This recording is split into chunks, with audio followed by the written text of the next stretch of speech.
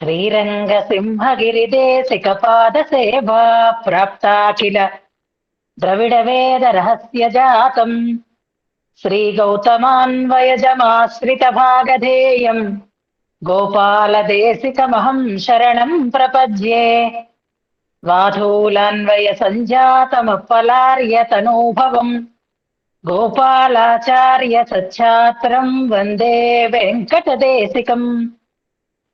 श्रीवात्स्य वरदाचार्य पौत्रम् तत्पदसंश्रयम् तातार्यतनयम् वन्दे रघुनाथाह्वयम् गुरुम्। कास्यपान्वय सञ्जातम् नारायणपदाश्रितम् श्रीमन्नारायणम् वन्दे యతీశ్వరశ్రియాజుషం. సద్గ్రంథాధ్యయన సంగోష్ఠిని ఈనాటి వ్యాసంగానికి సాదరంగా ఆహ్వానిస్తూ కలిసి ప్రార్థన చేసుకుందాం. శ్రీపరాశర భట్టార్యః శ్రీరంగేశ పురోహితః శ్రీవత్సాంకసుత శ్రీమాన్ శ్రేయసే మేస్తు భూయసే. భట్టార్య గంభీర హృదబ్ధి నిర్యత్ దివ్యామృతస్య క్రమయేష భవ్యః. శ్రీరంగరాజస్తవ నామకోయం ధినోతి నిత్యం విబుధాంతరంగం. శ్రీయతీశాన సిద్ధాంత సర్వస్వామలదర్పణం స్తవోయన్ రంగరాజస్య భక్త సంజీవనౌషధం.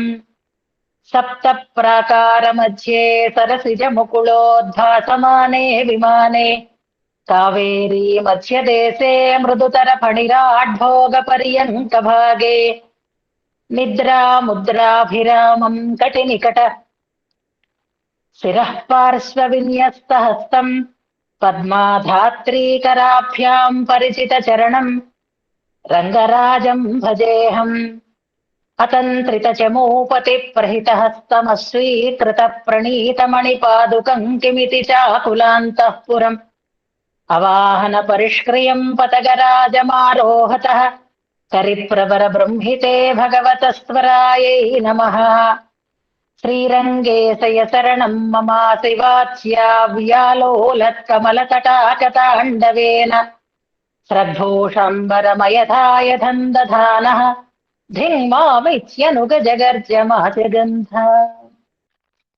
ఈనాటి మన పాఠ్యాంశాన్ని శ్లోకానుసంధానంతో ప్రారంభం చేసుకుందాం.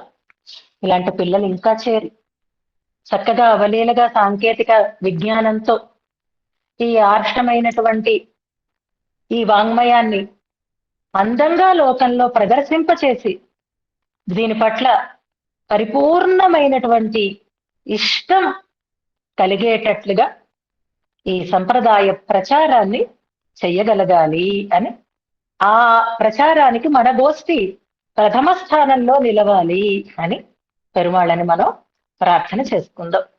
దీనికి ఆనందమే పరమావధి, సేవే లక్ష్యంగా మనం ముందుకి సాగాలి అని అనుకుంటూ ఈనాటి పాఠ్యాంశాన్ని శ్లోకానుసంధానంతో ప్రారంభం చేసుకుందాం. నిన్నటి శ్లోకం ప్రథమ శ్లోకం. హర్తుం తమస్సదసతీ చ వివేక్తుమీశో మానం ప్రదీపమివ కారుణికో దదాతి తేనావలోక్య కృతినః పరిభుంజతే తం తత్రైవ తేపి చపలాస్థలభీ భవంతి. నృహరి ద్విషాణద్వేషోద్యన్నయనవనవహ్ని ప్రశమన భ్రమల్లక్ష్మీ వక్త్ర ప్రహిత మధుగండూష సుషమైః నఖక్షుణ్ణారాతిక్షతజ పటలైరాప్లుత సటాచ్ఛటాస్కంధోరుంధే దురితమిహ పుంస్పంచవదనః. సటాచ్ఛటాస్కంధః ఇప్పుడే మనం చూసేమే ఆ జూలు రక్తసిక్తమైతే అది భుజాల వరకు వాలి ఉన్నటువంటి ఒక అందమైనటువంటి ఆ దృశ్యాన్ని, ఆ చిత్రాన్ని మనం చూసేమే. అలాంటి ఆయన ఇహ దురితం రుంధే అనే దాన్ని అనుసంధానం చేసుకున్నాం నిన్నటి శ్లోకంలో. ఈ నృసింహ అవతార వైభవాన్ని భట్టర్ వారు 3 శ్లోకాలలో మనకి అందిస్తున్నారు. కూరత్తాళ్వాన్ కూడా సుందర బాహుస్తవంలో 3 శ్లోకాలలో మనకి అందించారు. ఈ 3 శ్లోకాలలో 3 రకాలైనటువంటి స్థితులను వర్ణించారు. మొదటి శ్లోకంలో స్తంభం నుంచి ఆవిర్భవించినటువంటి సన్నివేశం, రెండవ శ్లోకంలో నృసింహ వక్షో విదారణం చేసినటువంటి సన్నివేశం మనం తెలుసుకున్నాం. కూరత్తాళ్వాన్ భావన అలాగే సాగింది, భట్టర్ వారి యొక్క భావన అలాగే సాగింది అని మనం చెప్పుకున్నాం. మూడవ శ్లోకంలో ఇంకేం చెప్పబోతున్నారు? ఇందులోనూ ఇద్దరికీ సమానమైనటువంటి భావన ఉందా అంటే ఉంది. ఇప్పుడు మనం తెలుసుకోబోతూ ఉండేటటువంటి మూడవ శ్లోకంతో నృసింహావతార వైభవం పరిపూర్ణం అవుతుంది. అయిపోయింది కదా వక్షో విదారణం, ఇంకేముంది చెప్పడానికి అంటే, నిన్న చెప్పుకున్నట్లుగా స్వామి యొక్క ఉగ్రతని తగ్గించటం కోసం బ్రహ్మాది దేవతలందరూ చేసిన ప్రయత్నం ఫలించకపోవటం, లక్ష్మి కూడా వెరగు చెందడం, తర్వాత ప్రహ్లాదుడు ప్రార్థించటం అనే సన్నివేశం మనకి పురాణంలో ఉంటుంది, భాగవత పురాణంలో. మరి ఇక్కడ కూడా అదే సన్నివేశాన్ని చెప్పబోతున్నారా భట్టర్ వారు? అలాగే కూరత్తాళ్వాన్ అలాగే చెప్పారా అంటే కాదు. దేన్ని చెప్పబోతున్నారు? దేన్ని మనం తెలుసుకోబోతున్నాము అంటే, నృసింహస్వామి కోపంతో ఏం చేస్తున్నాడో, ఎప్పుడు వక్షో విదారణం హిరణ్యకశిపుని సంహరించిన తర్వాత కూడా కోపం తగ్గకుండా ఉండేటటువంటి నృసింహమూర్తిని చూపిస్తారు కూరత్తాళ్వాను, అలాగే ఇప్పుడు ఈ మూడవ శ్లోకంలో భట్టర్ వారు కూడా. కూరత్తాళ్వాన్ మనకి చూపించినటువంటి సన్నివేశం ఎలాంటిది అంటే, అసలు నృసింహస్వామికి కోపం కలిగింది దేని వలన కలిగింది కోపం, ఇది మనం ముందు తెలుసుకోవాలి. అసలు కోపానికి మూల కారణం ఏంటి? నిన్నటి శ్లోకంలో కూడా ద్విషాణ ద్వేషోజ్యం అన్న శ్లోకంలో ద్విషాణ ద్వేషం వల్ల కలిగినది అని అనుకున్నాం. ఎవరు శత్రువు అక్కడ? హిరణ్యకశిపుడు శత్రువు. ఎందుకైనాడు శత్రువు అంటే, తన భక్తుడైనటువంటి ప్రహ్లాదుడిని బాధిస్తున్నాడు కనుక కోపం వచ్చింది, అంతే. అంతే తప్ప హిరణ్యకశిపుడు తనకి నమస్కరించడం లేదనో, తన నామాన్ని అనుసంధానం చెయ్యడం లేదనో, తనకి దాసత్వాన్ని ఆయన తెలియచేయటం లేదనో స్వామికి కోపం రాలేదు. నిన్న మనం వరత్తాల్ వలినినైందు అనేటటువంటి ఒక పాసురాన్ని అనుసంధానం చేసుకున్నాం. వడంగానామెన్రు అని అడుగుతారు. ఆ హిరణ్యాక్షుడు నీకు తలవంచలేదనా నీకు కోపం వచ్చింది అంటారు. కాదే, తలవంచకపోయినంత మాత్రం చేత ఆయనకి ఏమీ కోపం రాదు. అలా ఎవరిని శిక్షించేటటువంటి వాడు కాదు ఆయన. మరి కోపం ఎందుకు వచ్చింది ఆయనకి అనంటే, ప్రహ్లాదుణ్ణి బాధ పెట్టాడు కనుక. ప్రహ్లాదుడెవరు అంటే పరమ భక్తుడు. భాగవతాపచారం చేస్తేనే ఆయనకి కోపం వస్తుంది. కోపం వస్తేనే తనకు ఉండేటటువంటి శక్తిని ఆయన ప్రదర్శిస్తాడు. భగవంతుడు అనేకములైనటువంటి రూపాలని ధరించి చేసినటువంటి మహత్వపూరితమైనటువంటి కార్యాలన్నింటికీ హేతువు ఒక్కటే, భాగవతాపచారాన్ని సహించకుండా ఉండడమే అని శ్రీవచన భూషణంలో ఒక సూత్రాన్ని కూడా మనకి చెప్తారు పిళ్ళలోకాచార్య స్వామి వారు. హిరణ్యుణ్ణి, రావణుణ్ణి ఆయన వధించాడు అంటే మునుల విషయంలో అపచారం చేస్తున్నాడు అని వధించాడు, సీతాదేవిని తీసుకెళ్లాడు అనేటటువంటి కోపంతో కాదు. దానికి ఇవన్నీ వాళ్ళు ఒక ప్లాన్ గా చేస్తున్నారు. అలాగే దేవతలను పీడిస్తున్నారు అనేటటువంటి కోపంతో కాదు. దేవతలు ఏం తక్కువ వాళ్ళు కాదు అని ఆయనకి తెలుసు. మీరు ఎప్పుడూ కొట్టుకుంటూనే ఉంటారు, మీరు ఒకటంటే వాళ్ళు ఒకటంటారు, మీరు అలాగే పరస్పరం విరుద్ధమైనటువంటి చర్యలని చేసుకుంటూనే ఉంటారు. ఇవాళ మనం చూస్తున్నాం కదా, ఈ సోషల్ మీడియాలో ఆయుధాలు ప్రయోగించుకుంటున్నారు. ఇవాళ ఇంతకు ముందు మనం యుద్ధాలు చూసిన వాళ్ళం ఈ పౌరాణికమైనటువంటి సినిమాలలో, చారిత్రకమైనటువంటి సినిమాలలో. ఈయన ఒక బాణం వేస్తే ఆయన అట్నుంచి ఒక బాణం వేస్తే ఇవి రెండు ఒకదాన్ని ఒకటి క్లాష్ అయ్యి ఆ నిప్పులు రాలి తర్వాత ఒకటి దాని శక్తిని చూపిస్తుంది. అలాంటి యుద్ధాలు మనం చూసాం. ఇవాళ సోషల్ మీడియాలో జరుగుతూ ఉండేటటువంటి యుద్ధాలు ఎలా ఉంటున్నాయి అంటే, వీళ్ళొక వీడియో చేస్తే వాళ్ళొక వీడియో చేస్తారు, మళ్ళీ దాన్ని కౌంటర్ చేస్తూ వీళ్ళు చేస్తే మళ్ళీ 10 మాటలంటూ వాళ్ళకి చేస్తూ ఉంటారు. దీనికి ఎన్ని వ్యూస్ వచ్చాయి, దానికి ఎన్ని వ్యూస్ వచ్చాయి, దానివల్ల మొత్తం వాళ్ళు బాగుపడుతూ ఉంటారు. ఇది యుద్ధ ప్రణాళిక ఇలా జరుగుతూ ఉంటుంది ఇందులో. అలాగే ఇవాళ ఈ సోషల్ మీడియాలో ఒకరి మీద ఒకరు ఆక్షేపాలు చేసుకుంటూ వీడియోలు పెట్టుకుంటూ ఉండేటటువంటి వాళ్ళు ఎలాంటి వాళ్ళు అంటే, దేవతలు రాక్షసులు లాంటి వాళ్ళే. దేవతలేమి మంచిగా ఉన్నారు అని అనుకోక్కర్లేదు. అందుకే దేవతలు వచ్చి మొరపెట్టినా పరమాత్మ త్వరపడడు. కానీ త్వర ఎప్పుడు కలుగుతుంది అంటే, భక్తులకి కనుక బాధ కలిగితే ఆయన ఉండబట్టలేక వస్తాడు. అందుకే భాగవతాపచారాన్ని సహించలేకే ఆయన ఈ రూపాలనన్నింటినీ ధరిస్తూ ఉంటాడు అనేది ప్రధానమైనటువంటి కారణం. అలా కోపం వచ్చినటువంటి ఆ స్వామి ద్వేషంతో కాదు, తన భక్తుడికి ఏం జరుగుతుందో అనేటటువంటి ఆతురతతో, ఆయన ఈయనని ఏం చేస్తాడో అనేటటువంటి బెంగతో వచ్చాడు. హిరణ్యకశిపుడు తనకి నమస్కారం చేశాడా చెయ్యలేదా అనేటటువంటి ధ్యానమే ఆయనకి లేదు అని అంటారు. ఇప్పుడు ఆ కోపం భక్త విషయంలో అపచారం చేయడం వల్ల వచ్చినటువంటి కోపం కనుక, ఆ కోపంతో హిరణ్యకశిపు హృదయ విదారణం చేసినటువంటి స్వామికి కోపం తగ్గటం లేదన్నమాట. ఇంకా ఆ కోపం కలగడానికి కారణం ఏమిటి? మళ్ళీ కోపం కలిగింది అంటారు కూరత్తాళ్వాన్ 3వ శ్లోకంలో. ఇంతవరకు భాగవతాపచారం వల్ల కలిగినటువంటి కోపం అయితే, అక్కడ ఈ ఈ సన్నివేశం అయిన తర్వాత కూడా ఇంకా కోపంతో ఊగిపోతోంది ఆ సింహం, ఆ నరసింహం. కారణం ఏమిటి అంటే, రక్తం చెమ్మింది, ఆ రక్తంలో ఈ ముఖం ప్రతిబింబించింది. ఆ ముఖం ప్రతిబింబించేసరికి ఏమనిపిస్తోంది అంటే, మరొక సింహం ఎదురుగా నిలబడింది అని అనిపించింది ఆయనకి. నన్ను ఎదిరించే సింహం మరొకటి ఉందా అని కోపం వచ్చింది. ఆ సింహం మీద ఈయన గర్జనలు చేస్తున్నాడు. ఆ కోపం అది ప్రతిఫలనం వల్ల తన ముఖమే ఆ రక్తంలో ప్రతిఫలిస్తే ఇంకొక సింహంగా భావించి ఆయన కోపంతో ఊగిపోతున్నాడు అంటారు. మనం నఖ క్రకచక ప్రతిక్రధిత అనేటటువంటి శ్లోకంలో మనకి కూరత్తాళ్వాన్ తాలూకు అనుభవం అన్నమాట. పునః అంటారు, మళ్ళీ కోపం వచ్చింది అంటారు అక్కడ.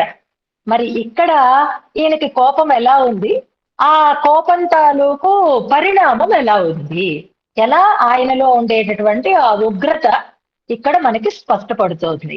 అలాగే ఇందులో కూడా ప్రతిబింబం చూసుకుని మరొక నృసింహమూర్తిగా భావించి, మరొక సింహంగా భావించి ఇంకా కోపం తెచ్చుకుంటున్నాడా, లేక ఏమవుతోంది ఆ ఉగ్రత, ఆ కోపం అనే దాన్ని భట్టర్ వారు ఈ శ్లోకంలో మనకి అనుసంధానం చేస్తారు. శ్లోకాన్ని ముందుగా మనం చదువుకుందాం. 66వ శ్లోకం. ఇవాళతోటి నృసింహ వైభవం మనకి పరిపూర్ణం అవుతుంది.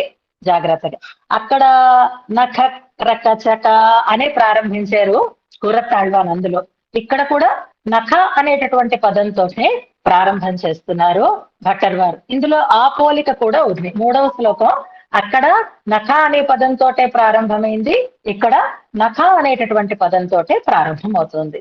ఇక్కడ మనకు ఒక చిన్న క్యాప్షన్ లా ఇస్తున్నారు చూసారా, శ్లోక సారం.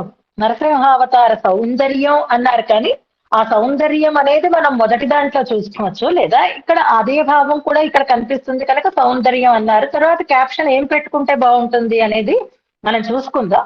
ముందుగా శ్లోకం అనుసంధానం చేసుకుందాం. నఖాగ్రగ్రస్తేభి ద్విషతి నిజ భక్త ద్రోహి రుషః ప్రకర్షాత్ విష్ణుత్వ ద్విగుణ పరిణాహోత్కటతనుః విరుద్ధే వైయగ్రీ సుఘటిత సమానాధికరణే నృసింహత్వే బిభ్రద్ వరద బిభరామాసిత జగత్.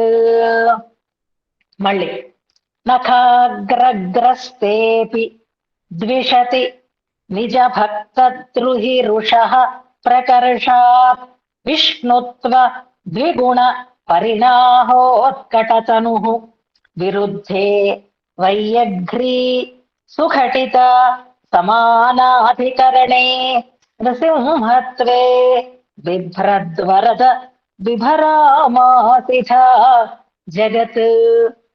వెనకటి 2 శ్లోకాలలోనూ మనకి సంబోధనార్థకమైనటువంటి పదం లేదు, కానీ ఈ శ్లోకంలో సంబోధనార్థకమైనటువంటి పదం ఉంది. అది వరద.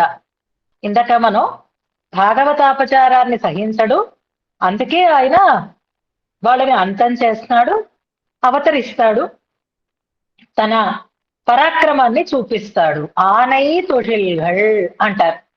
అంటే పరాక్రమ సూచకమైనటువంటి దివ్యమైనటువంటి చేష్టలు అని అంటారు. ఇది ఆయన హిరణ్యకశిపుడు చేసినటువంటి అపచారాలకి వికృతిని పొందలేదు, కానీ ప్రహ్లాదుని విషయంలో చేసినటువంటి చెడుకి బాధపడ్డాడు. ఆయన వెంటనే వికారం పొంది ఆయన అవతరించి వచ్చాడు. ఇది మనం వరదరాజస్తవంలో కూడా అనుసంధానం చేసుకున్నాం. యదపరాధ సహస్రమజస్రం అనేటటువంటి శ్లోకంలో హిరణ్యకశిపుడు నీ విషయంలో ఎన్ని తప్పులు చేసినా నీలో మార్పు కలగలేదయ్యా, అప్పుడు అవతరించలేదు నువ్వు. కానీ ప్రహ్లాదుని బట్ట విషయంలో తప్పు చూసేసరికల్లా, బాధ పెట్టేసరికల్లా నువ్వు వెంటనే మార్పుని పొంది వచ్చేసావు అంటారు. అది వరద అనేటటువంటి సంబోధన ఆ శ్లోకంలో ఉంటుంది. అది వరదరాజస్తవం కాబట్టి వరద అనే సంబోధన సరిపోయింది అక్కడ. కానీ ఇప్పుడు రంగనాథుణ్ణి చూపిస్తున్నారు. శ్రీరంగ సింహం అన్న, రంగేంద్ర సింహం అన్నారు మొదటి శ్లోకంలో. ఇహ అని శ్రీరంగంలో అని చెప్పారు 2వ శ్లోకంలో. ఇప్పుడు ఆ రంగనాథుణ్ణి వరద అని సంబోధిస్తున్నారు. ఆఖరి పాదంలో ఉంది బిభ్రద్వరద అని ఉంది చూసారా, అందులో బిభ్రత్ వరద అని 2 పదాలుగా విడదీసుకోవాలి. వరద అనేది సంబోధనార్థకమైనటువంటి పదం అవుతుంది. ఇక క్రియాపదం బిభరామాసిధ. ఇంత కష్టమైనటువంటి క్రియాపదాలు చూడండి. మీరు క్రియాపదాలలో ఆరితేరి ఉన్నారు కాబట్టి గుర్తించడంలో, అనుసంధించడంలో, అర్థాలు చెప్పడంలో, దాన్ని కంపారిజన్ చేసుకోవడంలో అన్నిట్లోనూ మీకు క్రియాపదాల మీద ఒక ఇష్టం ఉంది కాబట్టి ఇంతవరకు రాని ఒక క్రియాపదం, ఒక క్లిష్టమైనటువంటి క్రియాపదం ఇందులో వస్తోంది. గమనించండి. బిభరామాసిధ మొత్తం అంతా ఒకటే పదం, అది క్రియాపదం. బిభరామాసిధ అంటే భరించేవు అని అర్థం అన్నమాట. భరించేవు అంటే దాన్ని నువ్వు నిర్వహించేవు, ఆ భారాన్ని వహించటం అన్న దాంట్లో బిభరామాసిధ దాన్ని నువ్వు నిర్వహించావు. అడ్మినిస్ట్రేషన్ అంటారు చూసారా, అలాగనమాట. నిర్వహించుట, భరించుట అనే అర్థాన్ని ఇచ్చేటటువంటి ప్రధానమైనటువంటి పూర్ణమైనటువంటి క్రియ బిభరామాసిధ అనేది. ఇక కొన్ని అవాంతర క్రియలు ఉన్నాయి, వాటిని మనం ప్రతిపదార్థం చెప్పుకుంటూనే చెప్పుకోవచ్చు. బిభ్రత్ అనేది ఒక అవాంతర క్రియ. సుఘటితం అనేది కూడా, ఘటితం అనేది అవాంతర క్రియ. అలాగే గ్రస్తం అనేది అవాంతర క్రియ. చాలా ఉన్నాయి, అందుకే వాటికి కన్ఫ్యూజ్ అవుతారు. ఇప్పుడు ప్రతిపదార్థం చెప్పుకుందాం. బిభరామాసిధ అంటే భరించేవు, వహించేవు, నిర్వహించేవు అనే అర్థంలో తీసుకుందాం. ఎవరు అనే దానికి త్వం అనే పదాన్ని పెట్టుకోవాలి. నువ్వు అని అర్థం అన్నమాట. ఇప్పుడు రంగనాథుణ్ణి ఎదురుగా చెప్తున్నట్లుగా మనకు అనిపిస్తుంది, ఎందుకంటే సంబోధనార్థకమైనటువంటి పదం ఉంది కాబట్టి. బిభరామాసిధ నువ్వు భరించేవయ్యా అంటున్నారు. దేనిని భరించాడు అంటే జగత్తుని. జగత్ బిభరామాసిధ, జగత్తుని నువ్వు భరించేవు, జగత్తునంతా వహించేవు అంటే ఆ బాధ్యతని నువ్వు స్వీకరించేవు అని అర్థం. ఎలాంటి వాడే స్వీకరించాడు ఆయన అనే దాన్ని చెప్తున్నారు ఇందులో. ఇప్పుడు ఎక్కడి నుంచి రావాలి? నృసింహ సంహారం చేసినటువంటి ఆ మూర్తి దగ్గర నుంచి మనం రావాలి. ప్రారంభం చేస్తున్నారు శ్లోకాన్ని. ఆయన ఎలా ఉంది ఆ రూపము అనంటే 3వ పాదం దగ్గర నుంచి మనం తీసుకుందాం. విరుద్ధే. ఇప్పుడు నర రూపము, సింహ రూపము ఈ 2 ఒకదానికి ఒకటి పొసగేవి కాదు. మనం ఒక వస్తువులో ఇంకొక వస్తువుని కలిపి పెట్టాలి అనంటే పంచదారలో గోధుమ రవ్వ కలుస్తుంది. కానీ పంచదారలో ఆవాలు పోసామనుకోండి, ఆవాలకి పంచదారకి పొసుగుతుందా చెప్పండి? రెండు ఎప్పటికీ విడివిడిగానే ఉంటాయి. పొసిగేవి కొన్ని, ఘటించేవి కొన్ని, ఘటించనివి కొన్ని. పరస్పర విరుద్ధంగా ఉండేటటువంటి రెండు రూపాలు, ఈ రెండింటినీ కూడా కలిపేడు స్వామి. అది త్వరలో అని అనుకుందాం, తొందరలో. వ్యగ్రత అంటారు. విరుద్ధే, పరస్పర విరుద్ధంగా ఉన్న, అంటే ఒకదానితో ఒకటి కలవకుండా ఉండేటటువంటి ఒక వ్యతిరేక స్థితి కలిగినటువంటి రెండింటిని, సింహత్వాన్ని, నరత్వాన్ని, ఇవి పరస్పర విరుద్ధాలు. అలాంటి విరుద్ధములైన వైయగ్రీ, ఇక్కడ వ్యగ్రత అని అర్థం. వ్యగ్రత అంటే ఆకులపాటు అని అనుకోవాలి మనం. అంటే ఆ పనిని చెయ్యడంలో ఉండేటటువంటి నిమగ్నతతో వైయగ్రీ సుఘటిత అంటున్నారు. ఏదైనా పూనికగా చెయ్యాలి అని అనుకున్నప్పుడు ఎంత విరుద్ధంగా ఉన్నా దాన్ని కలిపేటటువంటి ప్రయత్నం ఉంటుంది. ఇప్పుడు చూడండి, ఈ పీపీటీ మనం చూసాం, ఈ ప్రజెంటేషన్ మనం చూసాం. నిన్నటి పాఠ్యాంశం ఒక గంట 10 నిమిషాలు సాగింది. అందులో ఉండేటటువంటి విషయాలన్నింటినీ 5 నిమిషాలలోకి చేర్చుకోవాలి. 5 నిమిషాలలో చేర్చుకున్నప్పుడు సమగ్రత చెడకుండా ఉండాలి. మొత్తం అంతా భాషించాలి. భాషించాలంటే ఏం చెయ్యాలి? దాన్ని 5 నిమిషాల్లోకి తెచ్చేటటువంటి వ్యగ్రత ఉండాలి, ప్రయత్నం ఉండాలి. ఆ గంట ఎక్కడ, 5 నిమిషాలు ఎక్కడ? ఈ రెండు పొసిగేటటువంటి సమయం కాదు. ఇలా పరస్పర విరుద్ధంగా ఉండేటటువంటి దీన్ని ఘటించాలి అనేటటువంటి ఒక నిర్ణయమే వైయగ్రీ సుఘటిత. అయిందా లేదా? చెయ్యాలనుకుంటే చెయ్యొచ్చు. ఎందుకని?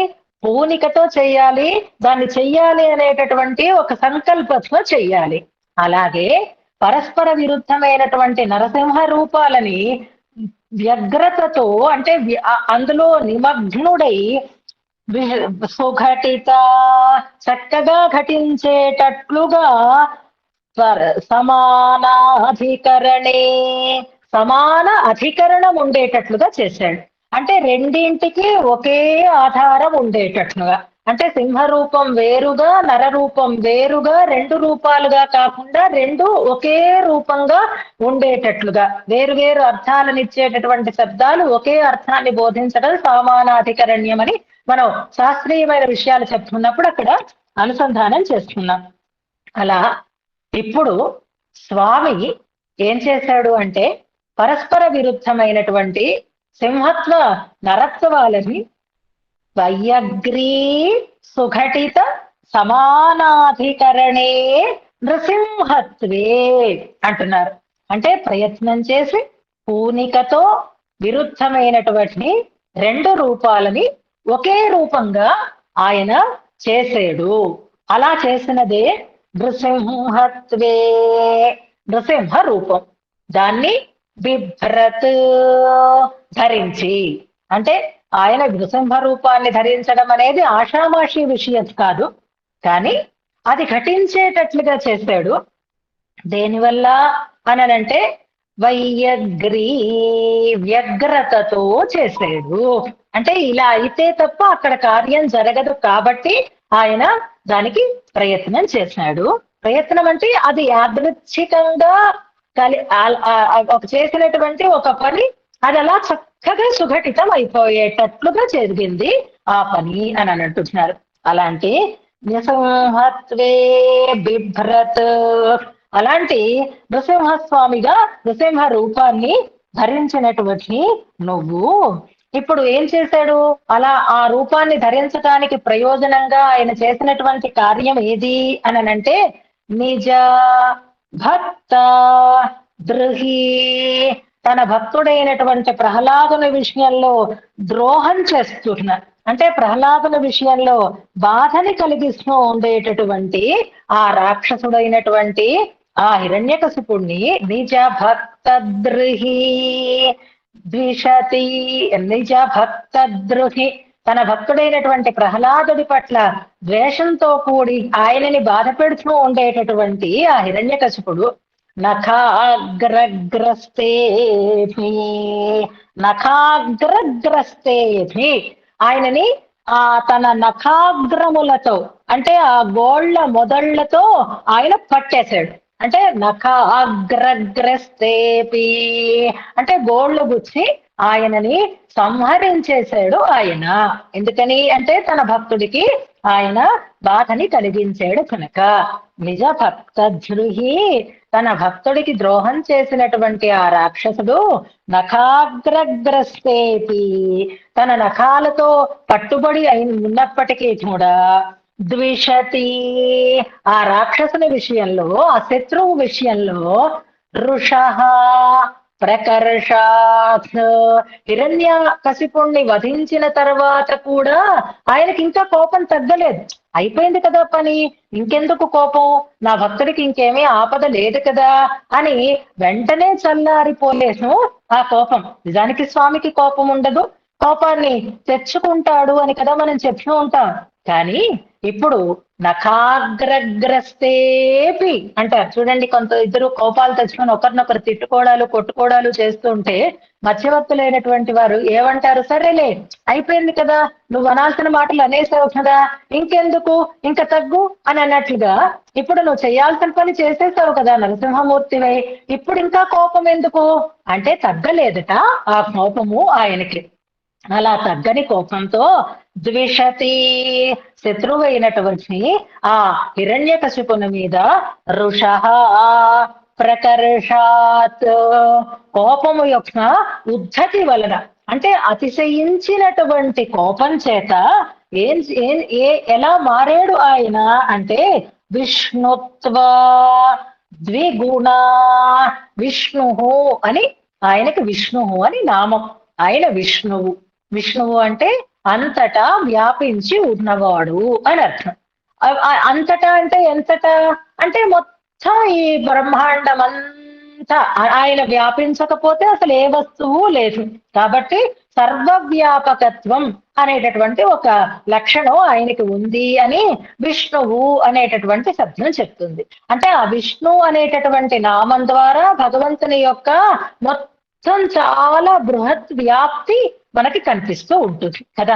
విష్ణు అనేసరికల్లా అంతటా నిండి ఉన్నవాడు అని ఆ బృహద్ రూపాన్ని మనం దర్శించగలుగుతాం.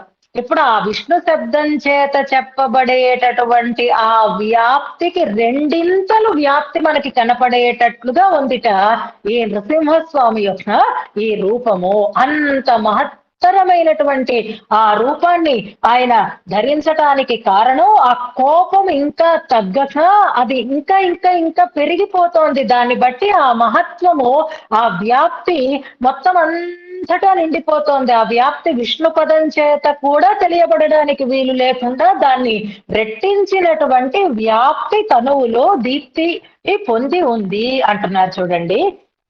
విష్ణుత్వ ద్విగుణ పరిణాహ విష్ణుత్వము చేత చెప్పబడేటటువంటి వ్యాప్తిని మించిన దానికి రెట్టింపైనటువంటి పరిణాహ ఉత్కట తను దాన్ని మించినటువంటి ద్విగుణీకృతమైనటువంటి పరిణామంలో కలిగినటువంటి తనుహు రూపాన్ని శరీరాన్ని కలిగిన వాడవై ఉన్నావు నువ్వు అంటున్నారు.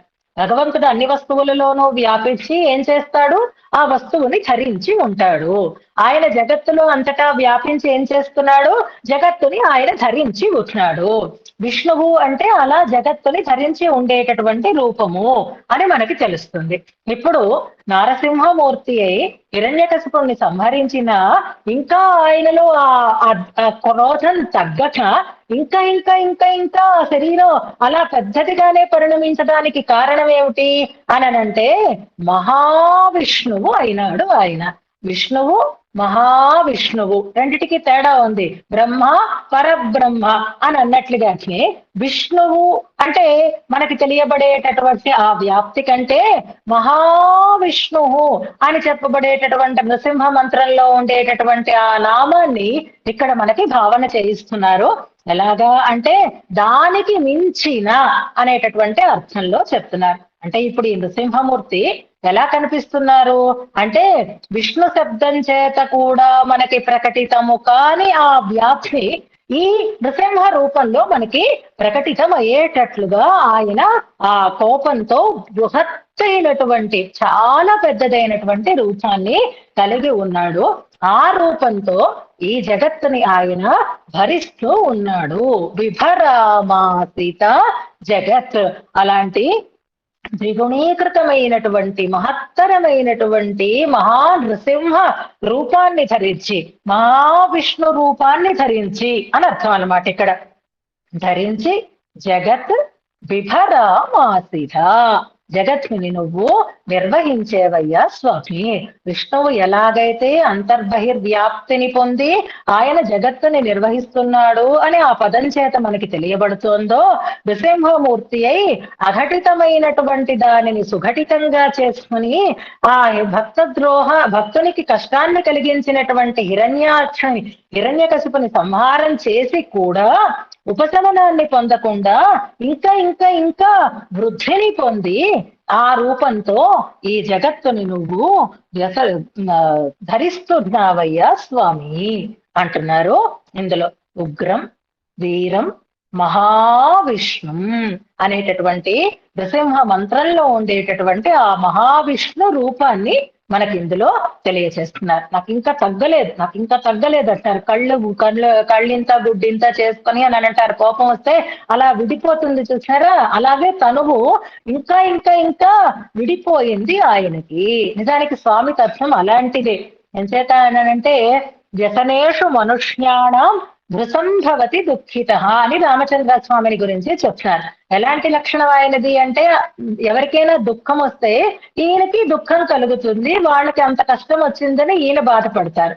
వాళ్ళకి కష్టం తొలగిపోతుంది, వాళ్ళు మళ్ళీ దాన్ని మర్చిపోతారు. కానీ పరమాత్మ రామచంద్రుడు మాత్రం ఇంకా అయ్యో వాళ్ళకి అలాంటి కష్టం వచ్చిందని ఈయన ఇంకా దుఃఖపడుతూనే ఉండేటటువంటి స్వభావం అన్నమాట.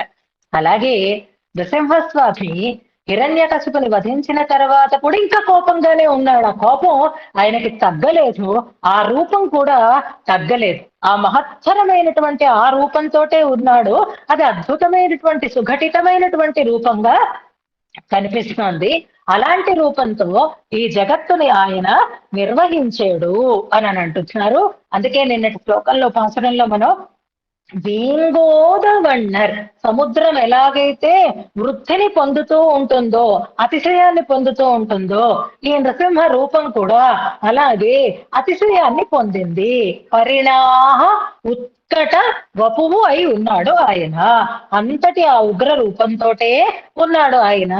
అలా మొత్తం అన్నింటిలోనూ వ్యాప్తిని పొంది ఉండిపోయాడు కాబట్టి ఈ జగత్తంతా ఆయన చేతే నిర్వహింపబడుతున్నట్లుగా అనిపిస్తోంది. ఆ నృసింహ రూపంతోటే స్వామి మొత్తం ఈ జగత్తునంతటినీ కూడా నువ్వు నిర్వహిస్తున్నావు అని అంటారు ఇందులో. మనం వరదరాజ పంచాశత్లో ఒక శ్లోకాన్ని అనుసంధానం చేసుకున్నాం. వటదళ సాయిగా వరాహ రూపిగా ఉండేటటువంటి స్థితిలో బ్రహ్మాండము ఆయనలో ఒదిగి ఉండడం, బ్రహ్మాండంలో ఆయన ఒదిగి ఉండడం అనే రెండు సన్నివేశాలని చూస్తాం. అలాగే నరసింహస్వామిగా ఆయన అవతరించేటప్పుడు హిరణ్యకశిపుడు ఇంటిలో ఉండేటటువంటి ఆ గృహంలో ఉండేటటువంటి ఒక స్థూణంలోంచి ఆయన పైకి వచ్చాడు అని మనం తెలుసుకున్నాం. ఆ ఒక్క స్తంభంలోనే ఆయన లేడు. ఆ నృసింహావతారానికి పూర్వం ఇది ఎక్కడ నిండి ఉన్నాడు అంటే మొత్తం అంతటా నిండి ఉన్నాడు. ఇప్పుడు మొత్తం అంతటా నిండి ఉన్నాడు, జగత్తుని వహిస్తున్నాడు అని కదా చెప్తున్నారు. మొత్తం అన్ని ఈ స్వామిని నింపుకొని ఉన్నాయన్నమాట. అయితే స్తంభాన్ని కొట్టాడు కాబట్టి స్తంభంలోంచి నృసింహమూర్తి పైకి వచ్చేసింది. కానీ మొత్తం జగత్తులో ఉండేటటువంటి అన్నింటిలోనూ ఈ మూర్తి నిండే ఉంది. పాపం వాటికి ఇంకా డెలివరీ అవ్వలేదు అంటారు దేశకులు చమత్కారంగా. మిగిలినవన్నీ నృసింహ గర్భములు అయ్యే ఉన్నాయి. ఒక్క ఆ స్తంభం మాత్రం దానికి డెలివరీ అయింది, పిల్లడు బయటకు వచ్చేసాడు. కానీ ఇంకా సమస్త చరాచరంలోనూ కూడా ఆ నృసింహమూర్తి ఇంకా నిండే ఉన్నాడు. పాపం తతశ్చద్వాదశే మాసే, అందరూ 10 నెలలు మోస్తే కౌసల్యాదేవి 12 నెలలు మోసి కట్వి అన్నట్లుగా ఇంకా పాపం ఈ సకల జగత్తు కూడా నృసింహస్వామిని గర్భంలో పెట్టుకునే ఉందిట, ఇంకా డెలివరీ అవ్వలేదు అన్నట్లుగా ఒక శ్లోకాన్ని మనకి వ్యాఖ్యానంలో ఇస్తున్నారు. అది వరదరాజ పంచాశత్ అనేటటువంటి దాంట్లో. అందుకే ఇక్కడ నృసింహ రూపము జగత్తంతా నిండి ఉంది అనడానికి ఇది ఒక అద్భుతమైనటువంటి భావన అనమాట. కోపంతో ఇంకా ఆయన అదే రూపంతో ఉన్నాడు. ఆ రూపం విష్ణుత్వాన్ని కూడా మించినటువంటి బృహత్వాన్ని కలిగి ఉంది అంటారు. భక్తస్య దానవశిశోహ పరిపాలనాయ భద్రాం నృసింహ కుహనామధిజగ్ముషస్తే. మంగళకరమైనటువంటి నృసింహమూర్తిని నువ్వు పొందినప్పుడు స్తంభైక వర్జం, ఆ ఒక్క స్తంభం మాత్రమే నృసింహుణ్ణి వెలిగొచ్చింది. అధునాపి ఇప్పటికీ కరీష ఓ వరదరాజా నూనం త్రైలోక్యమేతదఖిలం, ఈ త్రిలోకములు కూడా నరసింహ గర్భం, నృసింహస్వామిని గర్భంలో పెట్టుకునే ఉన్నాయి అంటున్నారన్నమాట. అంటే ఆనాడు యాదృచ్ఛికంగా ఈ భక్తుడి యొక్క అపచారాన్ని, భక్తుని విషయంలో చేస్తున్నటువంటి అపచారాన్ని సహించలేక ఒకటి, అంతేకాదు వ్యాప్తిని, తను అన్నింటిలోనూ వ్యాపించి ఉన్నాడు అనేటటువంటి విషయాన్ని కూడా ప్రకటించాలి. నృసింహావతారానికి రెండు ప్రయోజనాలు. ఒకటి సత్యం విధాతుం నిజ భృత్య భాషితం, తనకి భృత్యుడైనటువంటి తనకి భక్తుడైనటువంటి ప్రహ్లాదుని యొక్క మాటని నిజం చెయ్యాలి. ఆయన చెప్పాడు ఇందుగలడందు లేడని సందేహము వలదు అని. ఆ మాట నిజం చేసి చూపించాలి. కాబట్టి ఎక్కడి నుంచి అయితే అక్కడి నుంచి రావాలి అనడానికి ఒక ప్రయోజనం. అయితే మరొకటి ఏమిటి అంటే వ్యాప్తించ భూతేషు అఖిలేషు చ ఆత్మనః, అన్ని భూతములలోనూ తాను వ్యాప్తిని పొంది ఉన్నాడు, అన్నింటిలోనూ భగవతత్వము నిండి ఉంది అనే విషయాన్ని కూడా ప్రకటించాలి. కనుక ఇప్పుడు ఆయన ద్విగుణమైనటువంటి తనువుని ధరించి అఖిల భూతాలలోనూ కూడా నిండి ఉన్నాడు ఇంకా అంటున్నారు. ఆ మహావిష్ణు తత్వంగా నృసింహస్వామిని ఇందులో మనకి తెలియచేస్తున్నారు. ఎంత గొప్పగా ఉంది ఆ రూపము అనడానికి మనకి ప్రారంభంలో చూడండి, నఖాగ్రగ్రస్తే అంటూ ప్రారంభం చేస్తున్నారు. ఇప్పుడు ఈ హిరణ్యకశిపుని రూపం ఎంత ఉంది, ఆ హిరణ్యకశిపుని సంహరించినటువంటి స్వామి యొక్క రూపం ఎంత ఉంది, ఆ స్వామి యొక్క రూపము విష్ణుతత్వాన్ని మించినటువంటి ద్విగుణమైనటువంటి మహత్వాన్ని కలిగి ఉంది అని ఇప్పుడు చెప్పుకున్నాం. మరి అంత మహత్వాన్ని మనకి తెలియచేయాలి అనంటే హిరణ్యకశిపుడిని గోళ్లతో గుర్చాడు ఆయన. హిరణ్యకశిపుడు ఎలా ఉన్నాడు అనంటే మనం అమలనాది పిరాన్లో ఒక పాశురాన్ని జ్ఞాపకం చేసుకుందాం. రంగనాథుడే నరసింహరూపుడు, నరసింహరూపుడే రంగనాథుడు అనడానికి అక్కడ కూడా మనకి ఆ ఆళ్వార్ల తిరుప్పాణాళ్వార్ల యొక్క భావన సాగుతుంది. పర్యనాగి అవుణ నుడల్ కేండ అనేటటువంటి పాసురం జ్ఞాపకం చేసుకోండి. అమల్నాథి పిరాన్లో 8వ పాసురం అది పర్యనాగి అనేటటువంటి పదంతో ప్రారంభం అవుతుంది. ఆ హిరణ్యకశిపుడు బలిసి ఉన్నాడు అంటూ చెప్తున్నారు. అంటే హిరణ్యకశిపునిది చిన్న శరీరం ఏమీ కాదు. మనం మొన్న గజేంద్ర మోక్షం సన్నివేశాన్ని చెప్పుకున్నప్పుడు నాచ్యార్ తిరుమడిలో చివరి దశకంలో ఫలశ్రుతి పాశురాన్ని కూడా మనం అనుసంధానం చేసుకున్నాం. పరుంతాళ్ కళిత్తొక్కు అనేటటువంటి పాశురం. అందులో ఆ గజం చాలా బలిసి ఉన్నటువంటి గజము అని అన్నారు. అందుకే శరీరం పెద్దది కాబట్టే ఆ శరీరాన్ని కృషింపచేసేటట్లుగా దాన్ని తను విడిపించుకోలేకపోయింది అని అక్కడ చెప్పుకున్నాం. ఇక్కడ ఈ హిరణ్యకశిపుడు కూడా మనం మామూలుగా తిని పందిలా బలిస్తున్నాడు అని అంటాను చూసినారా, అలాగా ఓ పెద్ద అడవి పందిలాగా బలిసి ఉన్నాడట ఆయన. మనకి ఒళ్ళు రావటానికి కారణాలేంటి అంటే మనకి ఏ రకమైనటువంటి ఎక్సర్సైజ్ లేకపోవటమే. ఆ ఎక్సర్సైజ్ కనుక ఉంటే మనం చాలా స్లిమ్ గా ట్రిమ్ గా మంచి ఫిజిక్ ని మెయింటైన్ చేయగలుగుతాం. గుర్తుపెట్టుకోండి. ఇక్కడ పర్యనాది అవుణనుడల్కి ఎండా అనడం కోసం వాడి శరీరం బలిసిపోయింది. ఎందుకంటే వాడికి అసలు ఏ రకమైనటువంటి టెన్షను లేదండి అంటారు. మన శరీరం ఎప్పుడు ఆ కృషించి ఉంటుంది, ఎప్పుడు బలవకుండా ఉంటుంది అంటే మనలో ఒక రకమైనటువంటి తల్లడపాటు కలుగుతూ ఉంటే అప్పుడు శరీరం బలవకుండా ఉంటుంది. ఎందుకంటే శరీరాన్ని పెంచుకోవడం కోసం మనం ఈ శరీరం కరిగి నీరైపోవాలి, పరమాత్మ కోసం మనం అలమటించేటటువంటి స్థితి మనకి ఉండాలి. భగవంతుని యొక్క కళ్యాణ గుణ అనుభవం చేస్తూ ఉంటే ఆర్ద్రమైపోతుంది మనస్సు. అప్పుడు శరీరం మీద ఏ రకమైనటువంటి ఒక ఊనిక మనకి ఉండేది కాదు. వాడికి అలాంటి కళ్యాణ గుణ అనుభవమే లేదు. అంచేత వాడికి అసలు ఆ రకమైనటువంటి తల్లడపాటే లేదు. అక్కడ అమలనాథ పిరాన్లో వ్యాఖ్యానంలో రాస్తారు. ఇంకొక కలత ఏమిటి అంటే మనం పరమాత్మకి చెందిన వాళ్ళం, మనం పరమాత్మకి వినియోగపడవలసినటువంటి వాళ్ళం, ఆయనకి శేషభూతులైనటువంటి వాళ్ళం మనం. అయ్యో, మన కోసం మనం ఉపయోగపడుతున్నామే, ఇలా జీవితాన్ని మనం వ్యర్థం చేసుకుంటున్నామే అనేటటువంటి ఒక ఒక విచారం మనలో కలగాలి. కలిగినప్పుడు ఈ శరీర పోషణ మీద మనకి పెద్దగా దృష్టి ఉండేటటువంటి అవకాశమే ఉండదు. అలా కాకుండా భగవంతుణ్ణి పొందాలి, భగవంతుణ్ణి పొందాలి, భగవంతుణ్ణి పొందాలి అనేటటువంటి ఆశ అతిశయించి భగవంతుడు దూరం అయితే తల్లడపాటుతోటి శరీరం చిక్కిపోతూ ఉంటుంది. కానీ వీడిలో ఆ 3 లక్షణములు లేవు. తాను భగవంతుడికి చెందిన వాడను అనేటటువంటి భావన లేదు వాడికి, భగవద్ గుణానుభవం చేసేటటువంటి యోగ్యత లేదు వాడికి, దానివల్ల ఆర్ద్రత కలగదు, మనస్సు ఆర్ద్రమై అది కరిగి నీరై ప్రవర్తించదు.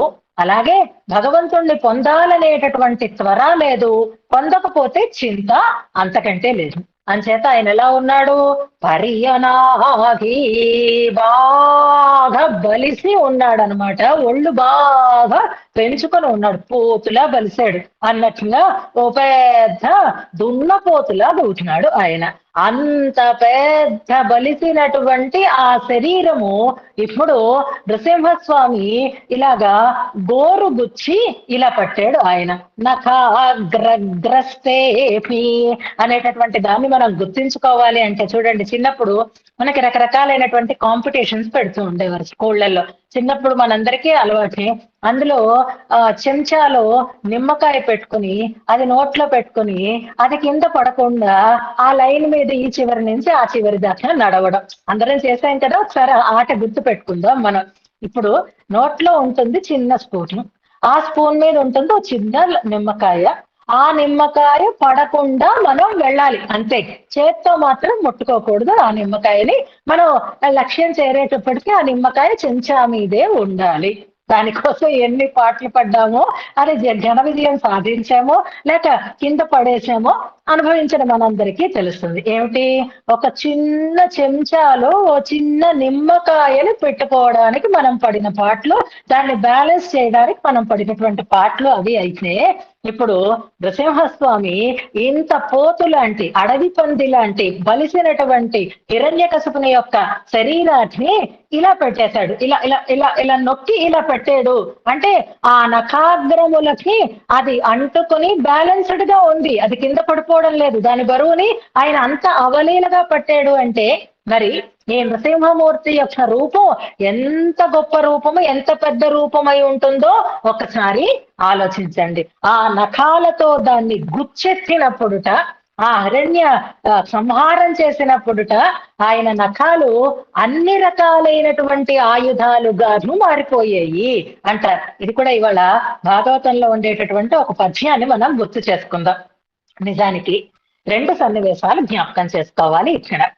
రామచంద్ర స్వామి సుగ్రీవుడికి నమ్మకం కలిగించడం కోసం సప్తసాల భేదనం చేశాడు అని ఓ సన్నివేశాన్ని మనం చెప్పుకుంటున్నాం. భగవంతునికి షడ్గుణములు ఉంటాయి అని, అందులో తేజస్సు అనేటటువంటి గుణం ఒకటి అని కూడా మనం తెలుసుకున్నాం. తేజో గుణానికి ఇచ్చినటువంటి డెఫినేషన్ ఏమిటి అనేది మీరు చెప్పాలి, ఎందుకంటే మనకు ఒక్కొక్క దానికి ఒక్కొక్క శ్లోకం ఉంది కాబట్టి. ఏది తేజస్సు అంటే సహకారం అపేక్షించనక్కర లేకుండా కార్యాన్ని చెయ్యగలగడం అనేది చెప్తారు. ఇప్పుడు రామచంద్ర స్వామి ప్రయోగించినది సప్తసాల భేదనం కోసం ఒక బాణాన్ని మాత్రమే ప్రయోగించాడు. ఆ బాణం ఏం చేసింది అంటే, ఇదిగో ఇప్పుడు ఈ నరసింహస్వామి కోపం తగ్గినట్టుగానే ఆ బాణానికి 7 సాల వృక్షాలని భంజనం చేసినా ఇంకా ఆగలేదు ఆ బాణం. ఏం చేసింది అంటే, సప్త కుల పర్వతాలని కూల్చేసింది. ఆ తర్వాత రసాతలంలోకి వెళ్ళేసి, ఆ తర్వాత మళ్ళీ వచ్చి రామచంద్రుని ఆ అమ్ముల పొదిలో చేరింది అంట. అంటే ఇప్పుడు ఆ బాణమే చెట్లని కొట్టింది, కొండలని పెదల్చింది, అలాగే భూమిలోకి దూరింది కదా. ఒక భూమిని మనం తవ్వాలి అంటే ఒక ఆయుధం కావాలి, కొండని మనం కొట్టాలి అంటే ఒక ఆయుధం కావాలి, రాతిని దొలవాలి అంటే ఒక రకమైన ఆయుధం కావాలి, భూమిని దొలవాలి అంటే ఒక రకమైనటువంటి ఆయుధం కావాలి, చెట్టుని కొట్టాలి అంటే ఒక రకమైనటువంటి ఆయుధం కావాలి. చెట్టుని కొట్టాలి అంటే గొడ్డలితో కొడతాం, అలాగే రాయిని కొట్టాలి అంటే ఉలితో దాన్ని మనం దొలుస్తాం, అలాగే భూమిని తవ్వాలి అంటే గుణపంతో భూమిని తవ్వుతాం. గుణపము, గొడ్డలి, ఒక్కొక్క దానికి ఒక్కొక్క రకమైనటువంటి ఆయుధం ఉంటుంది. కానీ రామబాణం ఒక్కటే, ఇది గుణపంలాగా పనిచేసింది, ఇది ఉలిలాగా పనిచేసింది, ఇది గొడ్డలిగాను పనిచేసింది. బాణమే ఇన్ని పనులు చేసేసింది. అంటే ఇన్ని రకాలైనటువంటి ఆయుధాలు అక్కర్లేకుండా ఒక్క బాణమే అలా చేసేసినప్పుడు, ఇంకా ఇప్పుడు పోనీ స్వామి దగ్గర అలాంటి బాణము, సారంగము అవి ఉన్నాయా అంటే, నృసింహస్వామిగా ఆయన అవతరించినప్పుడు ఆయన మిగిలిన ఆయుధాలన్నీ కూడా రెడీ అయిపోతున్నాయట ఆ స్వామితో పాటు రావడానికి.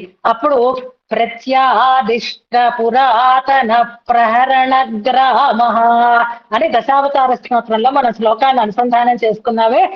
ఇవన్నీ ఓల్డ్ ఫ్యాషన్ అయిపోయి వీటి వల్ల పని జరగడం లేదు అని పంచాయుధాలు ఊసే ఎత్తలేదుట స్వామి. ఎందుకంటే ఆయుధంతో ఆయన చావకూడదు కాబట్టి, తెచ్చినా ప్రయోజనం లేదు కాబట్టి పంచాయుధాలని ఆగమన్నట్ట. ప్రత్యాదిష్ట పురాతన ప్రహరణ గ్రామ అంచేత అవి అలా ఉన్నాడు. ఎందుకని అంటే ఈ గోళ్ల మీద ఆయనకి నమ్మకం ఉంది, గోళ్లని నమ్ముకున్నాడు కాబట్టి గోటితోటి ఆ పని చేసేద్దాము అని అనుకున్నాడు ఆయన.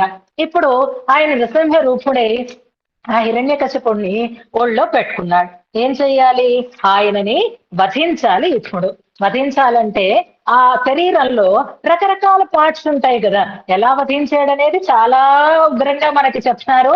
ఆయన ఆ హిరణ్యకశిపుని యొక్క వక్షస్సుని చీల్చి అందులో ఉండేటటువంటి పేగులు తీసి తన మెడలో వేసిన రకరకాల వచనములు మనకి కనిపిస్తాయి. ఇప్పుడు చూడండి, నృసింహస్వామి నఖాగ్రములనే చూడండి, ఆ గోళ్ల చివరలనే చూడండి. నిన్న పాపం కాయలు కాచేయని మనం అనుకున్నాం కదా, ఇప్పుడు ఆ వక్షస్సు మీద ఇలా పెడుతున్నాడట ఆ పంజాన్ని. పెడుతూ ఉంటే వక్ష కవాటంబు వ్రక్కలు చేయుచో ఘన కుటారంబుల కరణి నొప్పు. ఆ వక్షస్సు మీద ఇలా గుచ్చితే అవి కుఠారంబు కరణి నొప్పు, గొడ్డళ్లలాగా పనిచేస్తున్నాయట. అంటే ఆ వక్షసీమ అంత కఠినంగా ఉంది హిరణ్యకశిపునిది, దాని మీద టక్మని కొట్టాడు అంటే ఓ గొడ్డలి వేటు వేసినట్లుగా నఖాలు గొడ్డళ్ళులా అయిపోతున్నాయి, గొడ్డలి చేసే పనిని చేస్తున్నాయి. వక్షసీమని బద్దలు చేసేటప్పుడైతే ఇలా 2-3 సార్లు ఇలా కొడితే కానీ పగలదు కదా, అలా చేస్తున్నాడు. కానీ ఒక్కసారి ఆ పని జరిగింది. గంభీర హృదయ పంకజము భేదించుచో, ఇక దాన్ని 2 ముక్కలు చెయ్యాలి ఆ హృదయ స్థానాన్ని. అప్పుడు ఉద్దాలకము భంగి కొమరు మిగులు గుణపాల్లా అవుతున్నాయట. అవే గొడ్డళ్ళు అవుతున్నాయి, అవే గుణపాలు అవుతున్నాయి. ఇక ఇప్పుడు పెకలించాడు ఆ వక్షస్థీమ, ఇప్పుడు 2 పార్ట్స్ గా అయింది. లోపల ఏముంటాయండి అంటే, గజిబిజిగా ఎలాగైతే పొదలు అల్లుకొని కాలు పెట్టడానికి చేయి పెట్టడానికి వీలు లేకుండా ఉంటుందో, అలా లోపల మొత్తం నరాలు ధమనులు అన్ని కూడా కలగా పులగట్న కలిసి ఉన్నాయి. ఇప్పుడు గోరు ఎక్కడికి వెళ్ళింది, అక్కడ దాకా వెళ్ళింది. ఇప్పుడు అది ఏమవ్వాలి అంటే ఆ దాన్ని ఛేదించుకొని లోపలికి వెళ్ళాలి. అలాంటి ఓ గజిబిజిగా ఉండేటటువంటి లతలని ఛేదించాలి అంటే కొడవలి కావాలి. ఇప్పుడు ఈ గోళ్ళు కొడవళ్ళుగా అయిపోతున్నాయట. ధమని వితానంబు దవిలి ఖండించుచో పటు లవిత్రంబుల పగది మెరయు. లవిత్రం అంటే కొడవలిలాగా మారుతున్నాయట. జఠర విశాల ఆంత్రజాలంబు త్రెంచుచో, ఇక లోపలికి వెళ్ళేసి కడుపులో ఉండేటటువంటి పేగులని త్రెంచాలి. ఆ పేగులని త్రెంచాలి అంటే పేగులు గట్టిగా ఉంటాయి కాబట్టి రంపం కావాలి. గట్టిగా ఉండేటటువంటి కర్రని రంపంతో ఎలాగైతే కట్ చేస్తారో అలాగా ఆ ప్రేగులని త్రెంచేటప్పుడు ఈ గోళ్ళు జఠర విశాల ఆంత్రజాలంబు త్రెంచుచో క్రకచ సంఘంబుల గరిమ చూపో. క్రకచ సంఘం అవుతోందిట అంటే రంపములు అవుతున్నాయిట. ఆ గోళ్లే రంపాలు అవుతున్నాయి ప్రేగుల దగ్గర, ఆ గోళ్లే కొడబళ్ళు అవుతున్నాయి నరాలు ధమనుల దగ్గర, ఆ గోళ్లే హృదయాన్ని రెండు ముక్కలుగా చేసేటప్పుడు గుణపం అవుతోంది, ఆ గోళ్లే ఆ హృదయాన్ని బద్దలు చేసేటప్పుడు గొడ్డళ్ళు అవుతున్నాయి.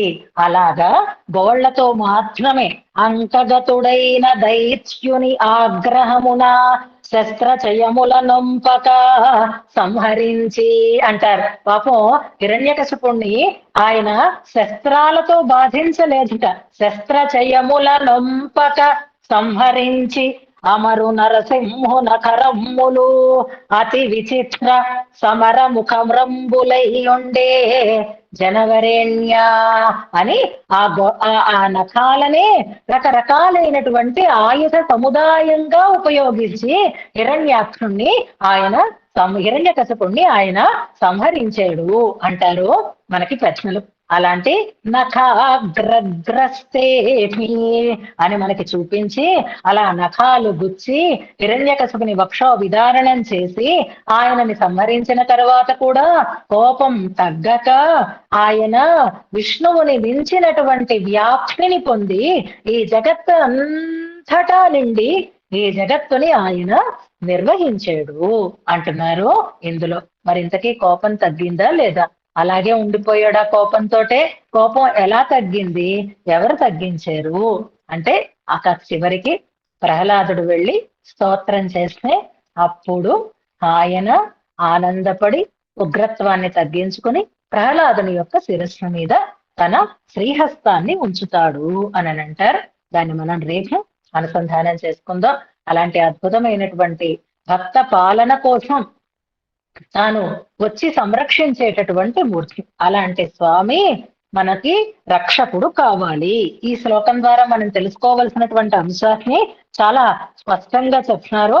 ఏతాదృశ ఆశ్రిత ద్విషత్ విషయక రోషవానేవ జగత్కర్త. లోకాన్ని పాలించేవాడు ఎలా ఉండాలి అంటే ఆశ్రితులైనటువంటి వారి విషయంలో ద్వేషం కలిగిన వాడిని ఇంత క్రూరంగా సంహరించి మనని రక్షించేవాడే జగద్భర్త అవుతాడు అనేదాన్ని ఇందులో మనకి తెలియజేస్తున్నారు. అలాంటి అద్భుతమైనటువంటి నృసింహమూర్తిని 3 శ్లోకాలలో అందమైనటువంటి రీతిలో మనకి వర్ణిస్తారు. ఇక్కడ నృసింహస్వామి సౌందర్యం అనడానికి కారణం అది సుఘటితంగా చేశాడు అని సంగమితాంగకం అన్న దృష్టితోటే ఇక్కడ మనకి చెప్తున్నారు. నిజంగా చెప్పాలి అంటే నృసింహస్వామి యొక్క కోపం అని అనుకోవచ్చు. ఆ కోపంతో ఆయన అంత గొప్పదైనటువంటి రూపాన్ని ధరించాడు అని కూడా మనం ఇందులో భావన చేసుకుంటూ భక్త సంరక్షణలో భక్తుల పట్ల అపచారపడిన వారి విషయంలో కలిగేటటువంటి కోపమే జగత్కర్తకి ఉండవలసినది అనేదాన్ని ఇందులో తెలియజేస్తున్నారు. శ్లోకాన్ని ఉపదేశాత్మకంగా అనుసంధానం చేసుకుందాం. చాలా విషయాలు ఉన్నాయి కానీ రేపు మళ్ళీ మనం వాటిని ఒకసారి పర్యాలోచన చేసుకుందాం. ఇందులో ఒక అమలనాది పిరాల్లో ఉండేటటువంటి పాసురం చివరిలో అనుసంధానం చేద్దరు కానీ అంతకంటే ఎక్కువ లేదు. అయితే ఇలా కోపం వస్తుందా అనడానికి ఇక్కడ ప్రధానంగా రామాయణంలో ఒక ఉదాహరణని మనకు చూపించారు. అదేది అంటే స్వామికి రామచంద్ర స్వామికి కోపం రాదు, కోపం లేదు, అవసరం వచ్చినప్పుడు ఆయన కోపాన్ని తెచ్చుకుంటాడు అని. సముద్రుడి మీద కోపాన్ని చూపించాలి అంటే క్రోధం ఆహారయత్ తీవ్రం అంటారు. అన్ని చోట్ల కోపాన్ని తెచ్చుకున్నాడు కానీ తన భక్తుడైనటువంటి తన దాసుడైనటువంటి ఆంజనేయ స్వామిని రావణాసురుడు బాణాలతో రక్తసిక్తంగా చేసేసినప్పుడు మాత్రం కోపం వచ్చేసింది. కోపస్య వసనేయివాన్ అంటారు.